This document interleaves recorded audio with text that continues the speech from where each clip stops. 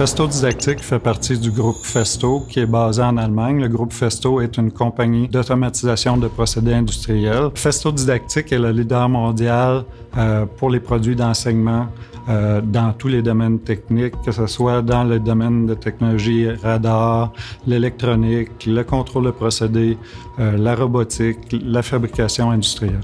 Nos clients sont les écoles, les instituts de formation, ainsi que les entreprises qui désirent former leurs employés d'une manière continue. C'est important pour nous d'avoir un produit de plus en plus numérique. On voulait intégrer la réalité augmentée connectée et puis on voulait aussi intégrer de la réalité virtuelle. Les appareils que l'on a sont des appareils qui sont assez complexes. L'étudiant qui va travailler avec notre équipement physique, lui, il y a des phénomènes qu'il ne voit pas avec l'équipement physique, à l'intérieur des composantes, comprendre ce que l'équipement physique voit. Et puis, nous, en utilisant la réalité augmentée, on veut aider l'étudiant à apprendre sur ces phénomènes-là. On a eu besoin du CIMI étant donné qu'on voulait trouver un processus, une méthode pour simplifier les modèles de CAD que nous avions.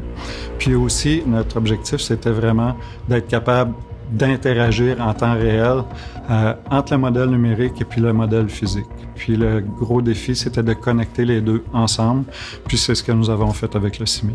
Le modèle numérique est bidirectionnel, c'est-à-dire qu'on a un modèle numérique qui va être sur la tablette ou sur un cellulaire, puis l'étudiant n'a pas nécessairement besoin d'être à côté de l'appareil physique, peut changer des paramètres dans l'appareil physique. Chaque étudiant peut rester à sa place, avoir son modèle de réalité augmentée connecté à l'équipement.